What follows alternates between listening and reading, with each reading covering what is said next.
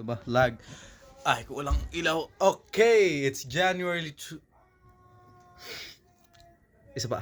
It's January 12, 2026. This is day 4 of uploading every day until me and my homies link up. Kakagaling ko lang sa kickboxing once again. Di pa tayo nakakapag-review tomorrow. Probably ang gagawin ko review muna.